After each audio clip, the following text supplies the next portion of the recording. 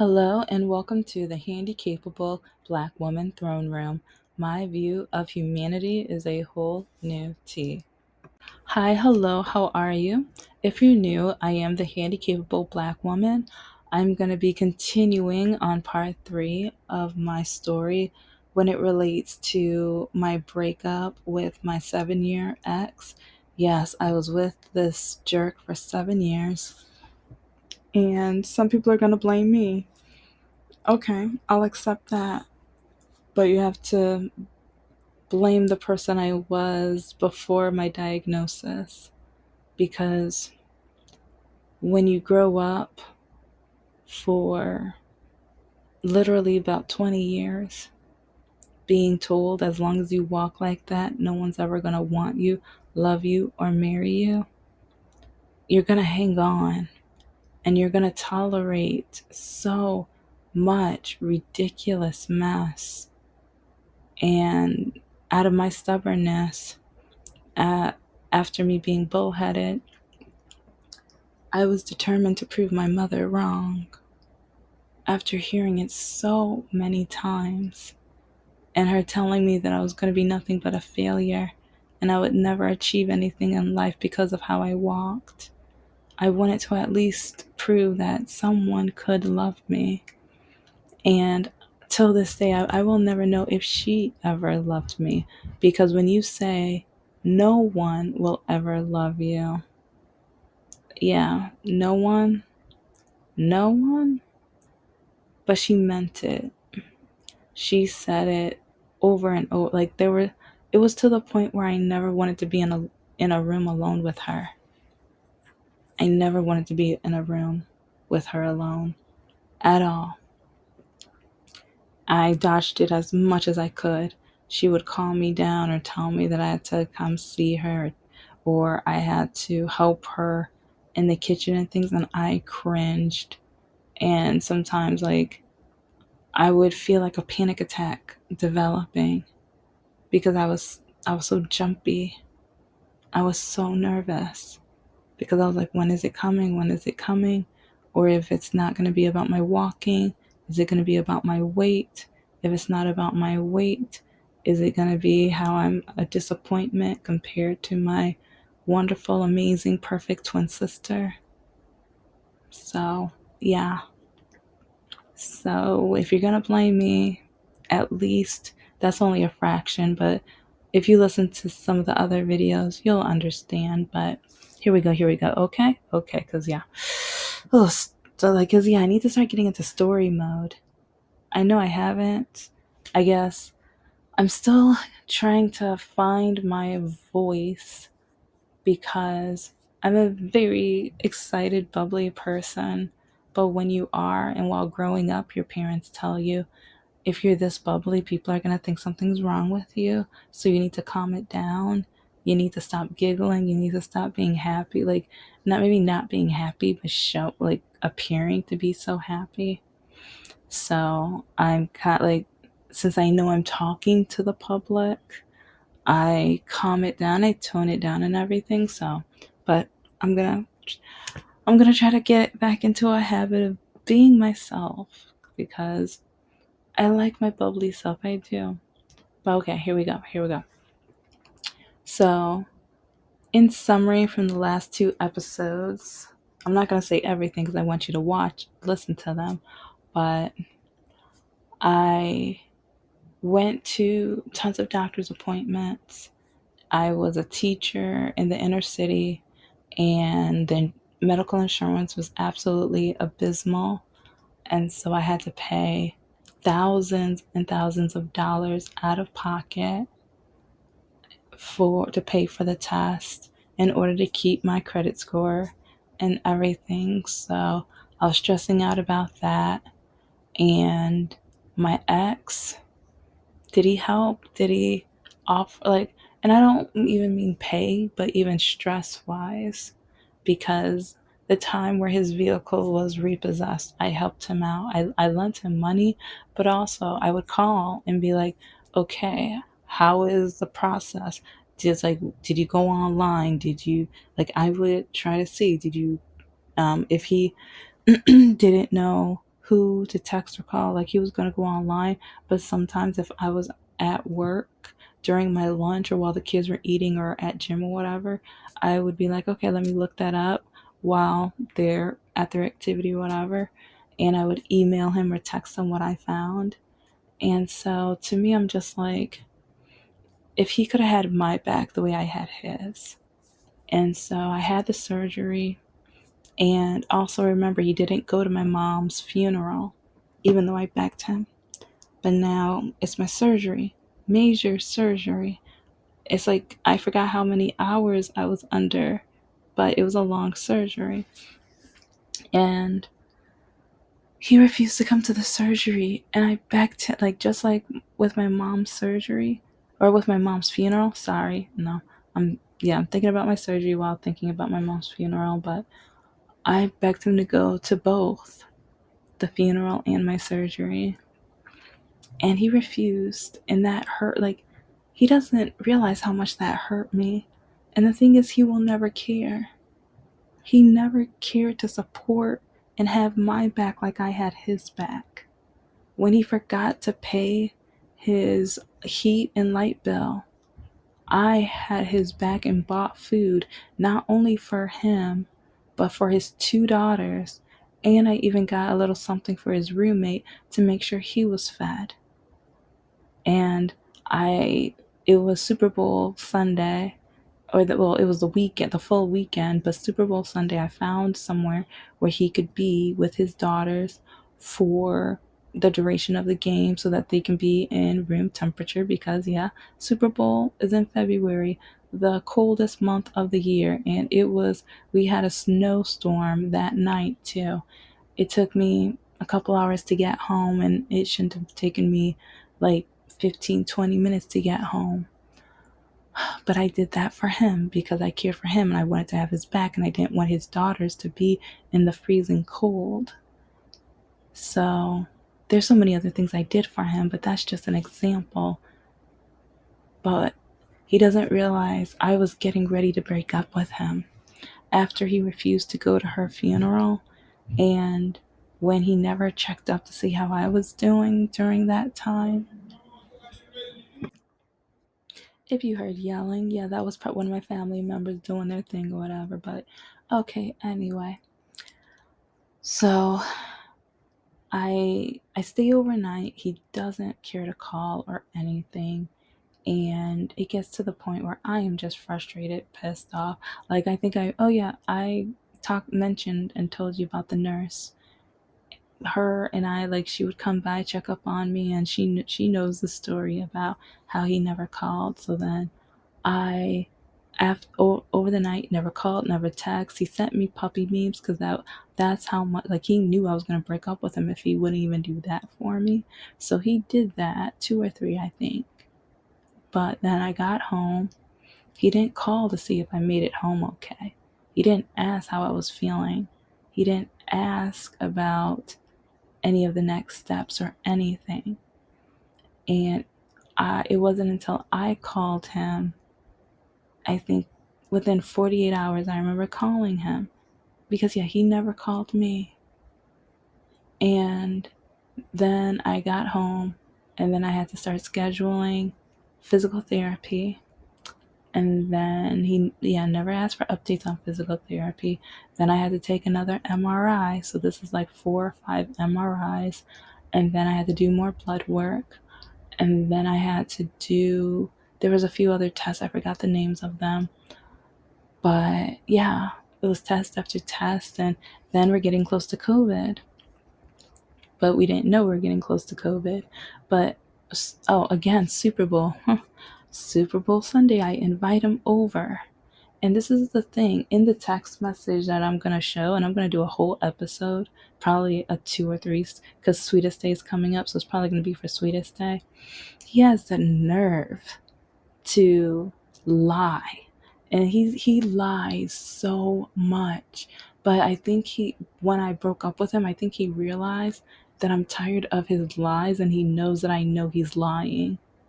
Because if you're going to tell me you love me and you're not going to be with anybody else on Super Bowl Sunday and you tell me you're not going to be with your girls, but you don't have your daughters, and I haven't seen you since before, like a month before my surgery. So now I haven't seen you in 2.5 months. And it's like you say you want to be with me forever, and I've always had your back. But whenever I need you, you are never there. When my vehicle was overheating on the expressway, you told me to call my father and hung up on me. But then he told me when his youngest daughter graduates high school that we're moving up north to Lake City, Michigan, especially after the mistreatment and the racism that I had to endure the times that I was up there, and then I would have to be around his, in my opinion, his no good racist bigoted family. In my opinion, that's who they are. His neighbors who would stare at me and with evil, like in my opinion, evil eyes. And the fact that another reason why I knew I was going to break up with him, he wouldn't even be friends with me on Facebook. 7 years? 7 years, and I'm not worth being your friend on Facebook? 7 years, and you created another profile so you can check up on your ex-wife, but you won't be friends with your girlfriend, someone who has supported and had your back every single step of the way. So, with him never having my back, with him not coming for Super Bowl Sunday, here's when it gets interesting.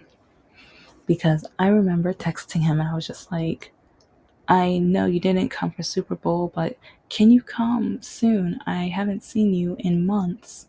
And it would be really nice if you can come over and meet my father. Because that's another thing. He tried to put it in my face that he never met my family.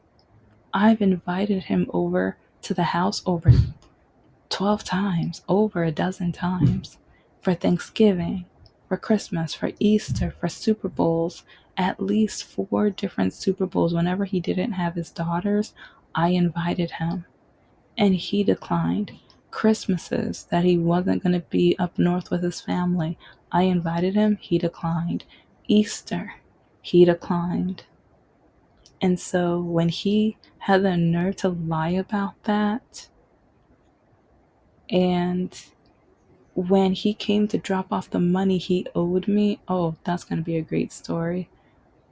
Because when he had to get a vehicle because his truck broke down, and he did not have enough money for a back payment for the vehicle.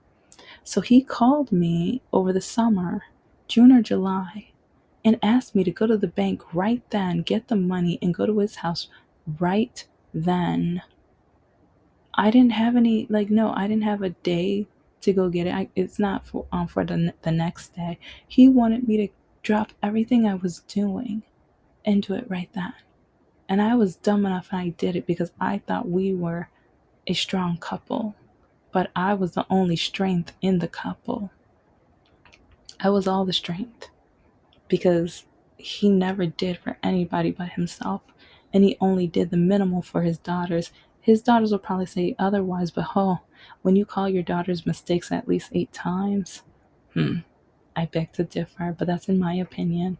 That's all in my opinion. So, yeah, the last time I saw him was when he dropped off the money that he owed me, but then he had the nerve to put it in a Christmas bag as if it was a Christmas present. Yeah, that's not a Christmas present. I asked you for that money for months. And then behind my back, he was going to go and buy me a laptop with the money he owed me without telling me. He didn't tell me.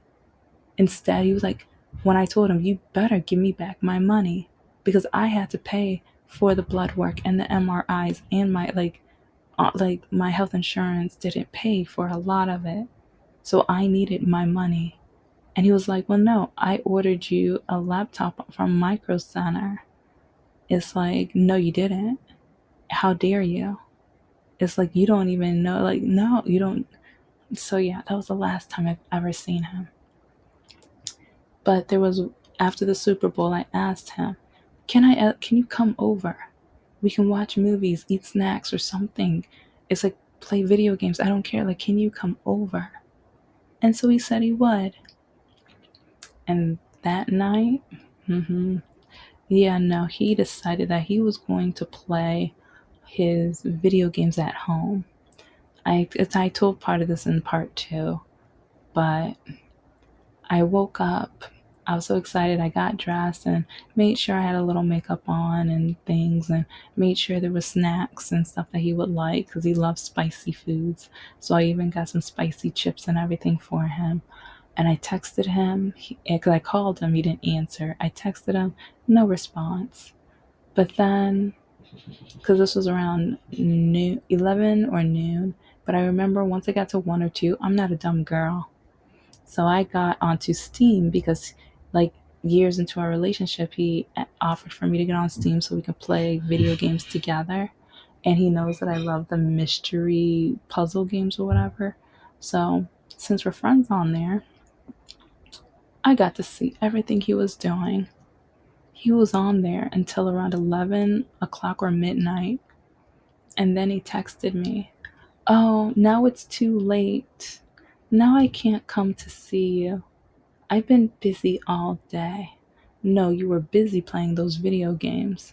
And I know your daughters weren't with you because when you said you were going to come over, you told me you were not going to have the daughters on that weekend. And we planned it 2 weeks prior. And I reminded him, and he said he was coming. And so, anyway, I remember it was April 1st or April 2nd. And this was after, like, the next couple of days after this, he was supposed to come over. I called him a couple of times, but he acted like he didn't care. He didn't have time. I was boring him. So I was like, you know what? Whatever. I'm going to see how long it takes for him to call me. And that started April 2nd. Yeah. May 1st, I never got a call. So I texted him and asked, "Are you okay?" And he was like, "Yeah, I'm good. What's up? What's going on?" "No, I was just trying to check to see if you're okay." He was like, "Yeah, well, I'm on now. What's up?" And I told him, "Don't worry, I got my fix." And so I was like, you know what? No, I'm good. Like, now that he knows that I know that he doesn't call me, that he doesn't care, I want to see how long is it going to take him to call me. And some people might say, because if you don't listen to my other videos, why don't you call him? It's a two-way street. I called him almost every single day during our 7-year relationship. Every single day. And like about the only days I didn't was like my mom's funeral or getting ready for the funeral, like days like that. Or sometimes I was in so much pain because of my undiagnosed disability and just like things like that. Or if I was working 2 or 3 jobs and sometimes he would even text me, "Oh, you forgot to call me. Oh, sir, remember, I'm the reason your daughters got fed this week. You forgot that, didn't you? You forgot that, didn't you?" I've like, because when I call every single day and then one day I work 2 or 3 jobs, instead of saying, "Hi, how are you? How was work?" and everything, or "How did you sleep?" just something, which is one reason I see why catfish win the way they win. Because, well, I'm talking to 7 catfish right now, but they asked, "Did you eat? What did you eat? Did you sleep well? How are you?" They ask those enduring questions that a lot of women wish men would ask.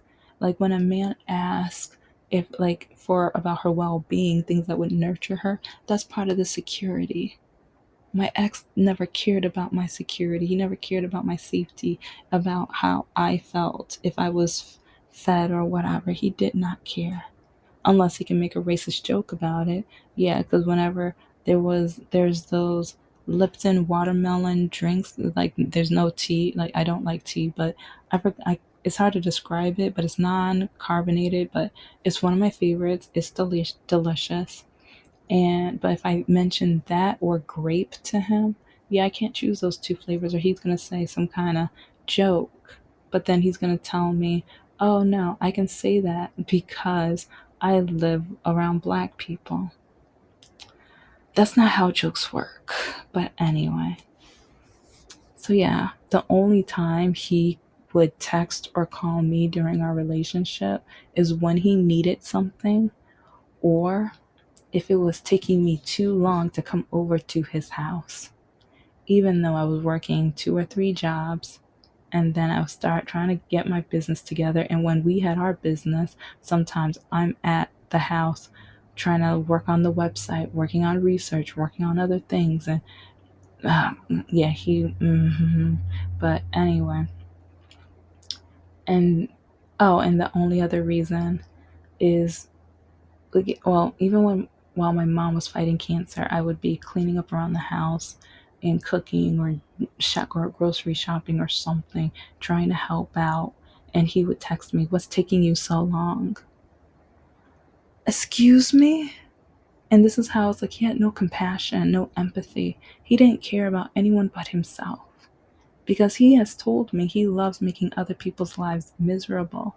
And people would, like, when I would talk to his mother or sister about it, they told me, "Oh no, it's because he has a broken heart. It's because of how his ex-wife treated him. It's because," no, it's not. No, it's not. That's just how he is. You can't change, you will never change my mind with this, because with everything I've ever done for him, with everything I've put effort in, and I've never done anything for him to not trust me, to not see that I care about him.